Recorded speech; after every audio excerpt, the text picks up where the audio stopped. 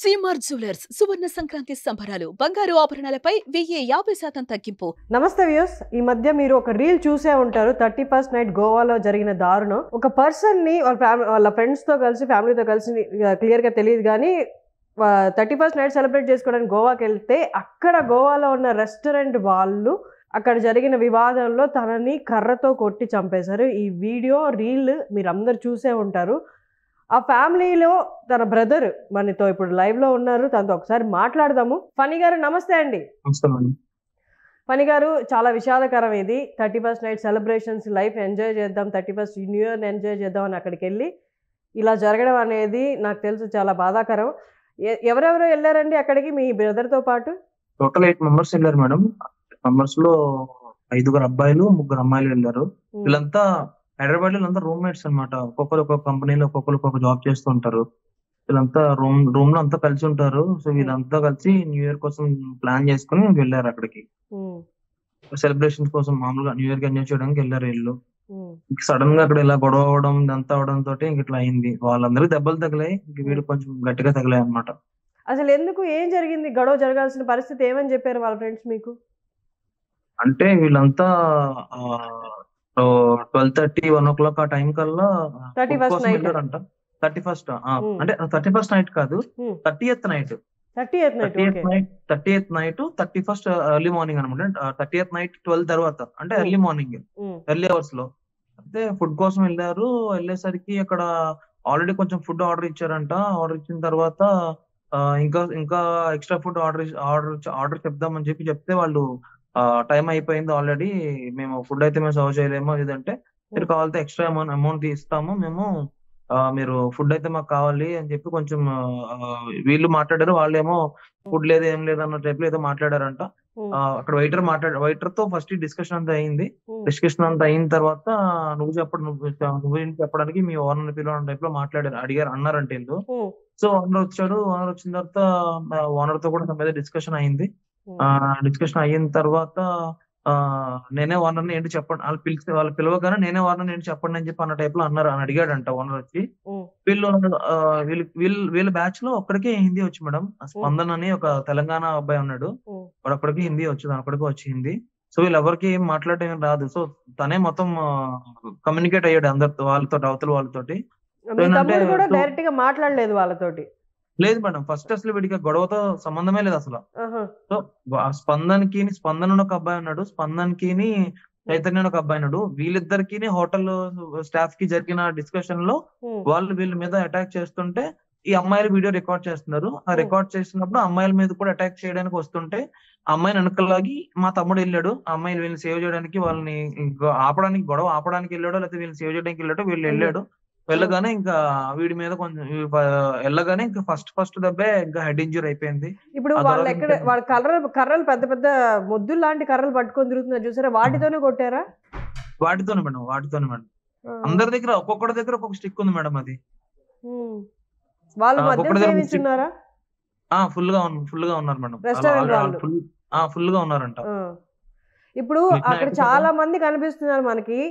వాళ్ళలో ఎవరు కరెక్ట్ గా మీ తమ్ముడిని కొట్టిందో మీరు చెప్పగలరా? నుంచుని నిలబడ్డ ఉన్న వాళ్ళు ఎవరు కాదు. అక్కడ ఆరెంజ్ కలర్ అది ఫ్లోరల్ షర్ట్ లా ఉంది కదా, అదే వాడే. మా తేజ ఫ్రెండ్స్ వీడియో రికార్డ్ చేస్తుంటే వాడు ఆల్రెడీ కొట్టేశాడు. తేజ కింద పడిపోయాడు. ఫ్రెండ్స్ అంతా కూడా మా తేజ దగ్గర ఉన్నారు. ఇంక ఇదంతా ప్రూఫ్ కోసం ఉంటది, కంప్లైంట్ ఇవ్వడానికి దీనికన్నా ప్రూఫ్ కోసం ఉంటది అని చెప్పి అమ్మాయి రికార్డ్ చేస్తుంటే చేసుకోని చెప్పి కొట్టేస్తున్నారు. లాస్ట్ లో ఇలా అన్నాడు, తీసుకో వీడియో నీ ఇష్టం అని చెప్పి అన్న టైప్ లో అన్నాడు.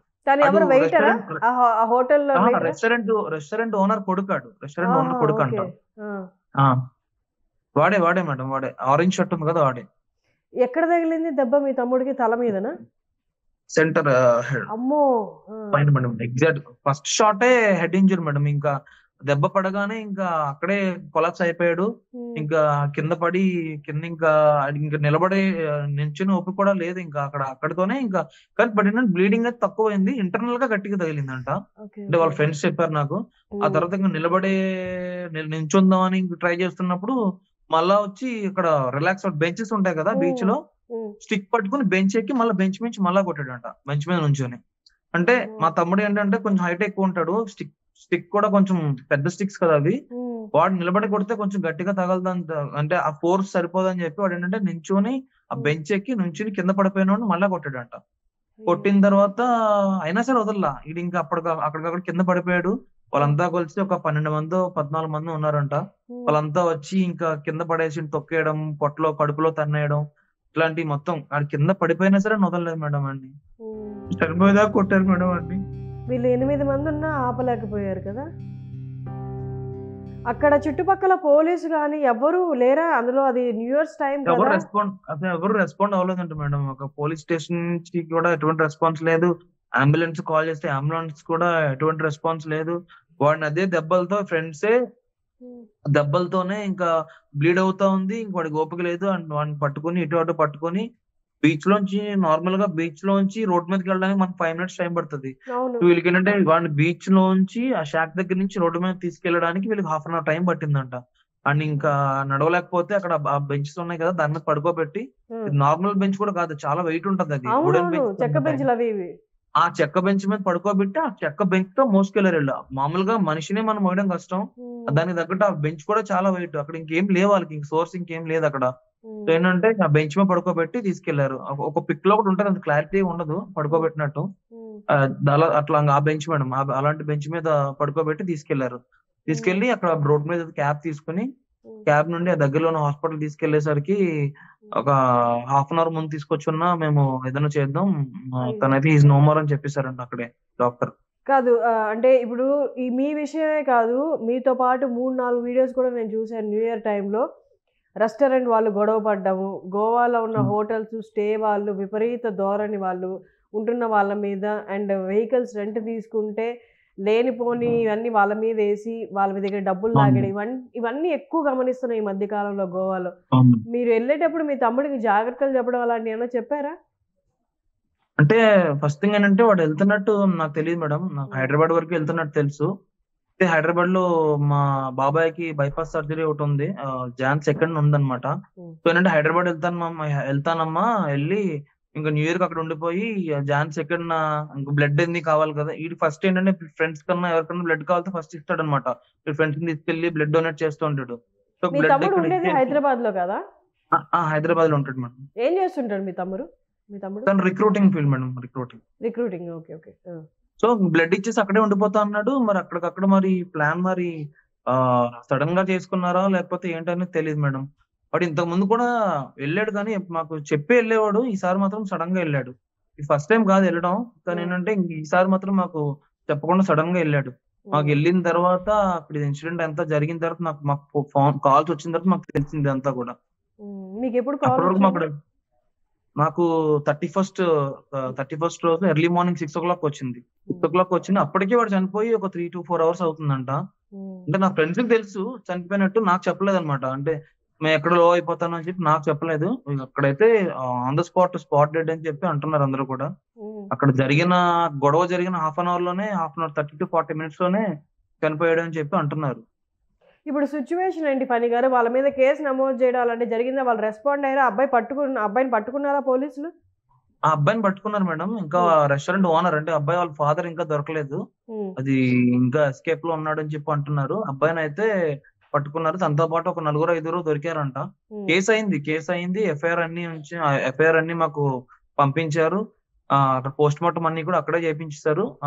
పోస్ట్ మార్టం రిపోర్ట్స్ అన్ని కూడా మాకు పంపించారు. మేము అక్కడ నుంచి ఇంకా తమ్ముడిని ఇంకా కార్గోలో ప్లేన్ లో తీసుకొచ్చాం. ఇంకా మళ్ళీ అంబులెన్స్ లేట్ అవుతాయని చెప్పి ఇంకా ప్లేన్ లో తీసుకొచ్చి ఇక్కడ క్రిమేషన్ అవన్నీ మేము చేసుకున్నాము. బట్ అక్కడ ఏమవుతుంది, అక్కడ అప్డేట్ ఏంటి, అక్కడ ఏంటి అనేది, మాకు ఏం జరుగుతుంది అనేది మాకైతే ప్రస్తుతం అయితే ఎటువంటి ఇన్ఫో అయితే లేదు మా దగ్గర అయితే. ఇలా ఈ ఇన్సిడెంట్ లో చనిపోవడం కదా, యాక్చువల్ రీజన్ చెప్పారా? తలకు కొట్టడం వల్ల ఇంటర్నల్ ఆర్గన్స్ పాడైనారు, అసలు ఏం జరిగింది, తలలో దేని వల్ల చనిపోయారని చెప్పారా మీకు? హెడ్ ఇంజరీ మేడం, అది మెయిన్ అయితే హెడ్ ఇంజరీ. ఇంక చేతి ఒంటి మీద ఎక్కడ అంత పెద్ద పెద్ద దెబ్బలు అయితే లేవు. మెయిన్ అయితే చనిపోవడానికి ఇంకా హెడ్ ఇంజరీ. ఇంకా కొట్టడం గట్టిగా తగిలింది మేడం. ఇంకా ఏంటంటే తిరిగి డిఫెండ్ చేసుకోలేనంత ఇదిగా పడిపోయాడు. ఇంకా ఫస్ట్ దెబ్బకే పడిపోయాడు. కొట్టడం జరిగిందా అది తెలియదు మేడం. అది వెనక నుంచా ముందు నుంచి అనేది తెలియదు. బట్ వీళ్ళు అడుగుతుంటే కొట్టారని చెప్తున్నారు తప్ప నేను అడగలేదు. ఇంకా చనిపోయిన తర్వాత ఇవన్నీ వెనక నుంచైనా ముందు నుంచైనా ఇంకా వాడు లేకుండా పోయాడు కదా మేడం. అంటే మేము ముందు ఎలా నుంచి తగ్గుతాం? వాళ్ళు అటాక్ చేయడానికి వచ్చుంటే మీ తమ్ముడితో పాటు పక్కన ఇంకా ఇద్దరు ముగ్గురు ఉన్నారు కాబట్టి వాళ్ళు తిరిగి రిటాలియేట్ చేయడానికైనా టైం దొరికేది కదా. వెనక నుండి వచ్చి కొట్టడం అలా అన్నా జరిగిందా? వెనక నుంచి కాదు మేడం, ముందు నుంచే. ఎందుకంటే తిన డిఫెండ్ చేయడానికి వీళ్ళ ఫ్రెండ్స్ సేవ్ చేసుకోవడానికి వెళ్ళాడు కదా, ముందుకు వెళ్ళాడు కాబట్టి ఇంక వీళ్ళు 8 మంది మేడం. 8 మందిలో 3 అమ్మాయిలు. అమ్మాయిలు ఎలా ఏం చేయలేరు. 5 అబ్బాయిలు. అటువైపు 14 మెంబర్స్ ఉన్నారంట. ఫస్ట్ ఏంటంటే ఒక్కొక్కడు ముగ్గురు వేసుకెళ్ళి ఒక్కొక్కరిని కొట్టారంట. తర్వాత వీడు ఎప్పుడైతే కింద పడిపోయాడో వీడు ఇంక దొరికేసాడు. దొరికేసరికి రిమైనింగ్ వాళ్ళు మరి ఆ ఫ్రెండ్స్ ఆపడానికి ట్రై చేశారా లేదా, లేదంటే వాళ్ళని దగ్గర రానివ్వలేదా, అది రౌండ్ అప్ చేసి వీడిని ఒక్కడిని టార్గెట్ చేసి కొట్టారా అనేది తెలియదు. వీడు ఏంటంటే కొంచెం చూడడానికి కొంచెం రఫ్ గా, కొంచెం హైట్ గా కొంచెం ఉంటాడు మేడం. మరి వీడిని కొడితే వీళ్ళంతా భయపడతారని చెప్పి అన్న ఉద్దేశంతో ఫస్ట్ వీడిని ఎక్కువ టార్గెట్ చేసి కొట్టారా అంటే మనకు తెలియదు. ఆ విషయాలు ఏమి తెలియదు. ఇప్పుడు వాళ్ళైతే పోలీస్ అదుపులో ఉన్నారా? ఉన్నారు మేడం, ఉన్నారంట. మీరు ఏమైనా గోవాకి వెళ్తున్నారా అసలు ఈ కేసు గురించి? మాకైతే ఇంకా కాల్ అయితే ఏం రాలేదు మేడం, అటువంటిది ఏం తెలియదు. కానీ వస్తే డెఫినెట్ గా వెళ్తాను మేడం నేను. కానీ మీకు తగిన న్యాయం వాళ్ళు చేస్తారన్న నమ్మకం ఉందా? వాళ్ళు లోకల్ కదా, అందులో ఇలాంటి విచ్చలవిడిగా జరుగుతున్నాయి, పోలీసులు కూడా సరిగ్గా రెస్పాండ్ అవ్వట్లేదు అన్న కేసులు కూడా ఉన్నాయి ఇంకా. లేదు మేడం, నాకు నమ్మకం అయితే లేదు.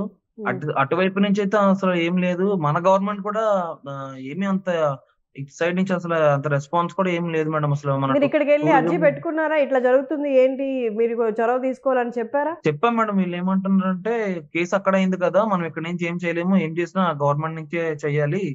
ఆల్రెడీ ఎఫ్ఐఆర్ చేశారు కదా, హియరింగ్స్ అవన్నీ ఉంటాయి, అయిన తర్వాత ఇదంతా ఉంటది, ప్రాసెస్ అంతా ఉంటది. మనం అయితే ఇటు సైడ్ నుంచి ఏం చేయలేము, జరిగింది ఇన్సిడెంట్ అంతా అక్కడ జరిగింది కదా, అటువైపు జరిగింది కదా అని చెప్పి అంటున్నారు. గోవాలో జరిగింది కదా అంటున్నారు. మీ తమ్ముడు మనస్తత్వం ఎలాంటిది అన్న? సౌమ్యంగా ఉండే టైప్ అయినా లేకపోతే? చాలా మేడం, చాలా సైలెంట్ ఉంటాడు. ఫస్ట్ థింగ్ ఏంటంటే గొడవలకు అస్సలు వెళ్ళాడు. గొడవలు అంటే వాడికి ఇష్టం ఉండదు. ఇంట్లో కూడా మమ్మీకి నాకు గొడవ అయినా, డాడీకి మమ్మీకి గొడవ అయినా ఫస్ట్ ఆడు కూల్ చేసి అది సెటిల్ చేస్తాడు. ఫస్ట్ సెటిల్ చేసి ఎందుకులే అమ్మా, ఆడు అంతే కదా, డాడీ అంతే కదా, లేదా మా అమ్మ అంతే కదా, మనమే వదిలేయాలి, లైట్ తీసుకోండి అన్న టైప్ లో చాలా రిలాక్స్ ఉంటాడు. బయట కూడా అసలు ఎక్కువ ఎవరితో పడితే వాడితో మాట్లాడుతూ, వాడికి పర్టికులర్ గా స్పెసిఫిక్ గా కొంతమంది ఫ్రెండ్స్ ఉంటారు, వాళ్ళతో ఎక్కువ తిరుగుతూ ఉంటాడు. గొడవలకైతే ఇప్పుడు దాకా, చిన్నప్పటి నుంచి ఇప్పుడు దాకా ఎప్పుడు గొడవలు అనేది ఎప్పుడు లేవు మేడం. అసలు ఇది కూడా వాడి గొడవ కాదు మేడం. వీడు ఏంటంటే ఫస్ట్ ఏంటంటే వీడి ఇన్వాల్వ్మెంట్ తో వీడు కావాలని పెట్టుకున్న గొడవ కాదు. వాడితో పాటు ఉన్న ఫ్రెండ్సే చెప్పారు ఆ మాట ఇంటర్వ్యూలో, ఏదో న్యూస్ ఛానల్ లో చెప్పారు. వీడు కేవలం అమ్మాయిలు కొట్టడానికి వస్తున్నారు, అప్పటికి ఫ్రెండ్స్ ని కొట్టేస్తున్నారు. డిఫెండ్ చేయడానికి, వాళ్ళని సేవ్ చేయడానికి వెళ్ళి, వాళ్ళని తప్పించడానికి వెళ్ళి, గొడవ ఆపడానికి వెళ్ళాడు. వెళ్ళి వాడికి అట్లా అయిపోయింది.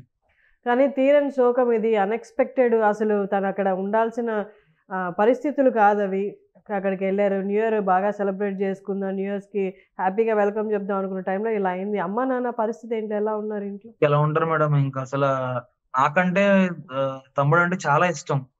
ఒక డాడీకి ఏమో హార్ట్ ప్రాబ్లం ఒకటి ఉంది, ఈ మధ్య హెల్త్ ఒకటి బాగుండట్లేదు. ఇంకా అసలు వాళ్ళు మనిషిలో లేరు, మొత్తం కంప్లీట్ డిప్రెషన్ లోకి వెళ్ళిపోయారు. ఇంకా ఎవరితోనూ సరిగ్గా మాట్లాడట్లేదు, ఇంకా అలా ఏడుస్తూనే కూర్చున్నారు. నేనేంటంటే ఇన్సిడెంట్ జరిగిన 2 days కి చెప్పా, ఎందుకు వీళ్ళ హెల్త్ ని నేను మైండ్ లో పెట్టుకుని, నాకు 31st మార్నింగ్ 6 o'clock తెలిస్తే నాకు, నేను సెకండ్ అంటే కాసేపట్లో తమ్ముడిని తీసుకొస్తున్నారు, 11 o'clock 11:30 టైం కల్లా వస్తుంది అనగా, నేను ఎర్లీ మార్నింగ్ 5 o'clock 7 o'clock చెప్పా అమ్మాయి వాళ్ళకి. అప్పటికి మా రిలేటివ్స్ అందరినీ నేను తీసుకొచ్చేసాను. దూరంగా ఉన్న వాళ్ళందరికి ఫోన్ చేసి రిలేటివ్స్ అందరికి నిజం చెప్పేసా. అప్పటికి ఊరంతా తెలుసు, మా ఇంటి చుట్టుపక్కల వాళ్ళు అందరూ తెలుసు, మా మమ్మీకి డాడీకి తప్ప. నేనేంటంటే ఇంకా వాళ్ళు బయటికి రాకుండా ఇంట్లో లాక్ చేసి అది ఇది ఏదేదో చెప్పాను. అంతెందుకు మేడం, 31st రోజు ఈవినింగ్ మా మమ్మీ మంచి బట్టలు, కొత్త చీర కట్టుకుని ముగ్గులన్నీ పెట్టి కలర్స్ కూడా వేసింది. మమ్మీకి తెలియదు, నాకు తెలుసు. నేనేంటంటే అంత ఇది బాధ లోపల పెట్టుకుని సిచ్యువేషన్ ఎలా ఉంటుందో మీ అమ్మకి అన్ని కూడా నేను చేయించాను మేడం. నేను ఏంటంటే లోపల బాధతో నేను చేయించాను. ఎందుకంటే అప్పుడు నేను చెప్పలేను. నేను ఎందుకు చెప్పలేదు అంటే, ఇది వేరే స్టేట్ కదా, ఇంత ఫాస్ట్ గా బాడీ వస్తుందో లేదు తెలియదు, ఎంత టైం పడుతుందో తెలియదు, 2 days పట్టొచ్చా లేకపోతే 4 days పట్టొచ్చా, ఒక్కొక్కరు అయితే 6 days 1 week అని చెప్పి కూడా అంటున్నారు. సో ఏంటంటే ఇప్పుడే చెప్పేస్తే అన్ని రోజులు మనం ఆపలేం కదా, సరే అని చెప్పి నేను ఇంకా ఎవరికి కూడా, మా డాడీ బయటకు వెళ్తూ ఉంటారు. వెళ్ళినప్పుడు ఏంటంటే నేను ఆయన ఇంట్లో పెట్టేసి నేను బండి తీసుకుని వెళ్ళి ఆయన ఎక్కడెక్కడికి వెళ్తారో ఆయన ఫ్రెండ్స్ దగ్గరికి వెళ్ళి, అంకుల్ డాడీ వస్తే ఏం చెప్పొద్దు ఇలా ఏం చెప్పొద్దు, నేను ఇంకా ఏం చెప్పలేదు, మీరు వచ్చినా సరే మీరు మామూలుగా మాట్లాడడం తప్ప ఏమి అసలు మీరేం చెప్పొద్దు అని చెప్పి నేను ముందే చెప్పేసి డాడీకి మాక్సిమం బయటకి వెళ్లకుండా నేను లాక్ చేశాను మమ్మీని డాడీని. ఇంకా వెళ్ళినా సరే చెప్పకుండా నేను ప్రిపేర్ చేసుకున్నాను.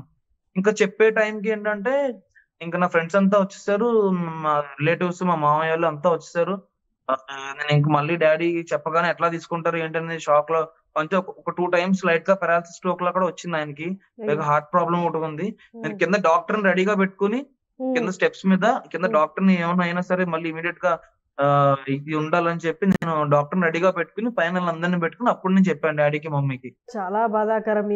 మీరు ఆ బాధను దిగమింగుతూ, తమ్ముడిని కోల్పోయిన బాధను దిగమింగుతూ మీ అమ్మ వాళ్ళకి చెప్పడం అనేది నేను అర్థం చేసుకోగలను ఎంత బాధాకరమో. సారీ అండి మీకు ఇలాంటి సిచ్యువేషన్ రావడం అసలు ఎవరు ఎక్స్పెక్ట్ చేయండి ఇది. మీరు ఏమన్నా చెప్దాం అనుకుంటున్నారా న్యూ ఇయర్ కోసం ఇలా బయటికి వెళ్ళి గోవాకి వెళ్ళాలి అనుకుంటున్న వాళ్ళకి? గోవా అయితే నేనైతే వెళ్ళొద్దని చెప్తాను మేడం. ఎందుకంటే గోవా అంటేనే మొత్తం మాఫియా, ఇదంతా క్రైమ్ రేటింగ్. ఎవరు రెస్టారెంట్ ఓనర్స్ లా కనిపించట్లేదు, అంతా రౌడీల్ లాగే ఉన్నారు అక్కడ. అక్కడ అంతా అలానే ఉంటారు మేడం. నేను ఇంతకు ముందు ఒకసారి 2-3 years బ్యాక్ ఒకసారి వెళ్ళాను. అంతా అలానే ఉంటారు. అంతా కొంచెం ఎట్లా ఉంటదంటే, ఇప్పుడు ఫర్ ఎగ్జాంపుల్ మీరు ఒక క్యాబ్ సర్వీస్ గురించి తీసుకుంటే, మనం ఎయిర్పోర్ట్ లో దిగ్గానే మనకి ఊబర్లు ఓలాలు ఉంటాయి. ఇక్కడ అవేం ఉండవు. మైల్స్ అని ఒక గవర్నమెంట్ యాప్ ఉంటది, మైల్స్ అని. అది మనం బుక్ చేస్తే 1 గంట అయినా 2 గంటలైనా 3 గంటలు ఒక క్యాబ్ బుక్ అవ్వదు. ఏంటంటే బయటదంతా క్యాబ్ డ్రైవర్స్ అంతా కూడా మొత్తం సిండికేట్. వీడు ఏ రేట్ చెప్తాడు ఆడే రేట్ చెప్తాడు. మనం 7-seater బుక్ చేసుకున్నా 5-seater బుక్ చేసుకున్నా, మనం ఒకరమే ఉన్నా ఇద్దరమే ఉన్నా 2000 అంటే 2000, 1000 ఎందుకు బాడీ కలెక్ట్ చేసుకుంటే. నా ఫ్రెండ్ మా బాబాయ్ వెళ్ళారు, ఎయిర్పోర్ట్ లో దిగి అక్కడి నుంచి 33 kilometers అంట. 33 kilometers వెళ్ళడానికి 4000 అడిగారంట. చచ్చినట్టు ఇస్తే లేదంటే ఉన్నారంట. గది లేక ఇంకా 4000 ఇచ్చి ఆ లొకేషన్ కి వెళ్ళారు. Just 30 kilometers from the airport. So అంత మాఫియా మేడం. అంతా కూడా గోవా మొత్తం మాఫియానే. ఇది ఫస్ట్ టైం కాదు కూడా మేడం, ఇంకా చాలా జరిగినాయి. మా ఇన్సిడెంట్ జరిగిన నెక్స్ట్ డేనే కేరళ వాళ్ళది ఎవరితో వాళ్ళు కూడా అక్కడ కొట్టారని చెప్పి సేమ్ అదే కాలింగట్ బీచ్ లో కేరళ వాళ్ళది ఒక ఇష్యూ అయ్యింది. రెస్టారెంట్ పేరు మాట్లాడుకోలేదా? రెస్టారెంట్ పేరు చెప్తారా? మెరైన్ షాక్ అంట మేడం. మెరైన్ షాక్ ఏ ఏరియాలో ఉంటుంది ఇది? కాలింగట్ బీచ్. కాలింగట్. ఓకే. ఇప్పుడు అది క్లోజ్ చేసేసారా రెస్టారెంట్ పోలీసులు? తెలియదు మేడం. అది ఇంకా రెస్టారెంట్ రన్ అవుతున్నట్టుంది మేడం, తెలీదు. అది అంటే టెంపరీగా చెప్పినట్టున్నారు, పాజ్ లో ఉన్నట్టుంది. మరి వీళ్ళనైతే అరెస్ట్ చేస్తారు మేడం. ఒక 5 members. అక్కడ అన్ని పాకలే కనిపిస్తున్నాయి, రెస్టారెంట్ కూడా ఎక్కువ కనిపించట్లేదు. వెనక్కి ఉందా? లేదు మేడం, అంటే షాక్స్ అంటే అట్లానే ఉంటాయి మేడం. బీచ్ ఉంటుంది కదా, బీచ్ దగ్గర అన్ని వీళ్ళ కర్రలతోటి ఇలా పాకల్లా ఉంటాయి. అలాగే మనకి చైర్స్ అన్ని వేస్తారు, వాటిని షాక్స్ అంటారు మేడం. గోవాలో మొత్తం మెరైన్ షాక్స్ అంటే మొత్తం రెస్టారెంట్ అన్నారు. అట్లా షాక్స్ అంటే బీచ్ వాటి షాక్స్ అంటారు అనమాట. మెరైన్ అనేది హోటల్ పేరు, అది షాక్ అనమాట. షాక్ అనేది రెస్టారెంట్ పేరు కదా, ఆ కైండ్ ఆఫ్ హోటల్స్ అన్ని షాక్స్ అంటారు అక్కడ. సారీ అండి, ఈ టైంలో నేను మిమ్మల్ని వీడియోకి రమ్మడం కూడా కొంచెం నాకు కూడా మొహమాటంగానే ఉంది. బట్ చాలా మందికి తెలియాలి. చాలా మంది పిల్లలు, మీ తమ్ముడు కొంచెం పెద్దవాడే కానీ చిన్న పిల్లలు కూడా వెళ్తున్నారు. 20 ఏళ్ల లోపు పిల్లలు కూడా ఇంట్లో వాళ్ళకి చెప్పకుండా వెళ్తున్నారు. అక్కడికి వెళ్ళిన తర్వాత అసలు ఎక్కడున్నారో తెలియదు, ఏ సిచ్యువేషన్లో ఉన్నారో తెలియదు, కాంటాక్ట్ అవ్వడానికి కూడా తెలియదు. అంతా జరిగిపోయాక ఇట్లా తెలియాల్సి వస్తుంది. అందుకోసం మిమ్మల్ని కూడా పిలవడం జరిగింది. ఐఎమ్ రియల్లీ సారీ ఈ టైంలో మిమ్మల్ని మాట్లాడించినందుకు. థ్యాంక్ యూ అండి వచ్చినందుకు, మాట్లాడినందుకు. మన గవర్నమెంట్ నుంచి కూడా కానీ అటు సైడ్ నుంచి ఎటువంటి అప్డేట్ లేదు మేడం. ఎటువంటి రెస్పాన్స్ అయితే ఏం కనిపించట్లేదు మేడం. ఇప్పుడు నేను అడిగేది ఏంటంటే, ఇప్పుడు జస్టిస్ జస్టిస్ అని చెప్పి అంటున్నారు, ప్లే కార్డ్స్ పెట్టుకుని తిరుగుతున్నారు, అన్ని చేస్తున్నారు కానీ ఇవన్నీ మనం ప్లే కార్డ్ పట్టుకుని తిరిగేసి రోడ్ల మీద ర్యాలీ చేస్తే జస్టిస్ జరగదు కదా మేడం. ఇప్పుడు మన గవర్నమెంట్ నుంచి కానీ మన టూరిజం మినిస్ట్రీ సైడ్ నుంచి కానీ ఎటువంటి ఇప్పటిదాకా మమ్మల్ని ఎవరిని కాంటాక్ట్ చేయడం లేదంటే ఏం జరిగింది అనేది ఎటువంటి మన ఏపీ గవర్నమెంట్ నుంచి ఎటువంటి రెస్పాన్స్ లేదు. మమ్మల్ని అయితే ఇప్పటిదాకా ఎవరు మా ఫ్యామిలీని ఎవరు రీచ్ అవ్వలేదు. అటు సైడ్ కూడా ఏం జరుగుతుంది అయితే ఏం తెలియదు మేడం అసలు కంప్లీట్ గా. ఇప్పుడు ఎలా అంటే, ఇప్పుడు మనది టూరిజం ప్లేస్ కాదు, ఏపీ అనేది మన టూరిజం ప్లేస్ కాదు. అలాంటిది న్యూ ఇయర్ అనేసరికి ప్రతి సెంటర్ లో పోలీసులు ఉంటారు. సెంటర్ కి పోలీసు ఉంటారు, రోడ్ కి పోలీసు ఉంటారు, ప్రతి రోడ్డుకి పోలీసు ఉంటారు. మనకి ఇంత జరిగినా సరే వెంటనే ఇమీడియట్ గా రెస్పాన్స్ అవుతారు కదా. ఇప్పుడు అట్లాంటిది ఒక టూరిజం ప్లేస్ 365 days టూరిస్టులు వచ్చి విజిట్ చేసే ప్లేస్ అది. అలాంటి చోట కనీసం మినిమం న్యూ ఇయర్ టైంలో ఎంత రష్ ఉంటది మేడం. అంత రష్ ఉంటది అని తెలిసి, నార్మల్ గానే టూరిజం ప్లేస్ అది, అంత రష్ ఉంటదని తెలుసు. అలాంటప్పుడు గవర్నమెంట్ కనీసం అంబులెన్స్ కానీ ఎన్ని అంబులెన్స్లు పెట్టాలి. నార్మల్ టైం మీరు చెప్పింది కరెక్ట్ పాయింట్ అండి. అక్కడ పోలీసులు అందరూ ట్రాఫిక్ రూల్స్ పాటించి పక్క స్టేట్ల నుంచి వచ్చిన కార్లకి బైకులకి ఫైన్ వేసి చందాలు అవి వసూలు చేయడమే తప్ప ఈ క్రైమ్ జరుగుతుంది అన్నదాన్ని క్రైమ్ గురించి పట్టించుకునే వాళ్ళే లేదు. ఇది గోవాకి వెళ్ళిన ప్రతి ఒక్కరు ఎక్స్పీరియన్స్ చేసిందే. వాళ్ళు చాలా పర్టికులర్ గా ఫైన్స్ వసూలు చేయడంలో ఉంటారు కానీ క్రైమ్ పట్టించుకోవడం, భద్రత పట్టించుకోవడంలో లేదు. స్టేట్ మొత్తం మనకి టూరిజం మీద డిపెండ్ అయింది మేడం. వాళ్ళ జీడిపి అంతా మాక్సిమం 70% టూరిజమే కదా. సో టూరిస్టులు అంటే వాళ్ళు చెప్పాలంటే దేవుళ్ళతో సమానంలా చూసుకోవాలి వాళ్ళు. అలాంటిది మనం వెళ్తే మన మీద బ్రూటల్ గా అటాక్ చేయడం, చంపేయడం, కనీసం అక్కడ గవర్నమెంట్ కూడా సిస్టమ్ కూడా పోలీస్ రెస్పాండ్ కాకపోవడం, పోలీసు ఫోన్ ఎత్తకపోయినా సరే న్యూ ఇయర్ టైంలో అయినా సరే ఎక్కడ పడితే అక్కడ సెక్యూరిటీ అని లేదంటే అక్కడ గార్డ్స్ అని ఎవరో రెస్క్యూ టీమ్ కానీ అంబులెన్స్ అంబులెన్స్ రెస్పాండ్ అవ్వలేదంట, పోలీసులు రెస్పాండ్ అవ్వలేదంట. మరి ఇంత నెగ్లిజెన్స్ గా ఉంటే ఇంకెలా మేడం మనలాంటి వాళ్ళు ఇంకా ఎలా వెళ్తాము? వెళ్ళిన తర్వాత కూడా అదొక సపరేట్ ప్రపంచాల్లో ఉంది. అక్కడ దందా, అక్కడ మాఫియా, వాళ్ళ రూల్స్, వాళ్ళ రెగ్యులేషన్స్, వాళ్ళు చెప్పిందే జరగాలి అన్నట్టుంది. మీరు చెప్పింది ప్రతిదీ కూడా అలాగే ఉంది వాళ్ళు అక్కడ చేసేది. అవును మేడం. వాళ్ళు ఎంత అంటే అంత. అండ్ వీళ్ళు కూడా బిల్ చేశారు కదా. ఫస్ట్ కొంచెం ఫుడ్ ఆర్డర్ ఇచ్చారు, ఆ తర్వాత ఎక్స్ట్రా ఫుడ్ కోసం అడిగేసరికి ఎక్స్ట్రా ఫుడ్ లేదని గొడవ అయింది. అండ్ ఆ గొడవ అయిపోయిన తర్వాత వాళ్ళు బిల్ పట్టుకొచ్చి ఇచ్చారంట. బిల్ పట్టుకొచ్చి ఇస్తే వీళ్ళు తిన్నదానికి బిల్ కి సంబంధం లేదు. 3 times హైయర్ ఉందంట బిల్ అది. అయితే ఇదేంటి ఎంత ఉందంటే, మీరు టైం లో వచ్చారు, ఇది సర్చ్ చార్జెస్ ఇవన్నీ మీరు పే చేయాల్సిందే అని చెప్పి గట్టిగా మళ్ళీ పట్టుబట్టి కూర్చున్నారంట. చెప్పలేదు మేడం, చెప్పలేదు. ఏంటంటే ఫస్ట్ గొడవ స్టార్ట్ అయ్యి ఫుడ్ దగ్గర డిస్కషన్ అయిన తర్వాత గొడవ కొంచెం అయిపోయింది, స్లో డౌన్ అయిపోయిన తర్వాత వాళ్ళు బిల్ తెచ్చారు. బిల్ దగ్గర మళ్ళీ చూసి ఇదేంటి ఎంత బిల్ అయింది అంటే, మీరు టైంలో వచ్చారు, క్లోజింగ్ టైంలో వచ్చారు, ఎక్స్ట్రా చార్జెస్ పే చేయాల్సింది, ఇవన్నీ సర్చ్ చార్జెస్ ఇవన్నీ కూడా, సో మీరు పే చేయాల్సిందే, పే చేయకుండా ఎక్కడి నుంచి వెళ్ళడానికి లేదు అన్న టైప్ లో డిమాండ్ చేసరికి వీళ్ళు మళ్ళీ ఇంకా రివర్స్ అయ్యారు. వీళ్ళు వెంటనే రియాక్ట్ అయ్యి వీళ్ళకి కోపం వచ్చింది. ఇంకా ఉన్న బిల్లు ఇప్పుడు ఎలాగో ఫుడ్ లేదన్నారు, తిన్నదానికి బిల్ వేయకుండా ఇంకా ఎక్స్ట్రా చార్జెస్, సర్చ్ చార్జెస్ ముందు చెప్పకుండా ఇవన్నీ చేస్తే వీళ్ళు కోపం వస్తుంది కదా. కోపం వచ్చి అక్కడైతే ఆర్గ్యుమెంట్ అయితే జరిగింది మేడం. జరగడం తోటి అలా గొడవ ఇంకా పెరిగిపోయి ఇంకా అంత బ్రూటల్ గా అటాక్ చేశారు. వుడెన్ స్టిక్స్ తోటి. రాడ్స్ కూడా ఉన్నాయంట, బట్ మనకి ఎక్కడ రాడ్స్ అయితే కనిపించలేదు. రాడ్స్ కూడా ఉన్నాయంట. మా తమ్ముడు వాళ్ళ ఫ్రెండ్స్ అయితే చెప్తున్నారు ఐరన్ రాడ్స్ కూడా ఉన్నాయంట.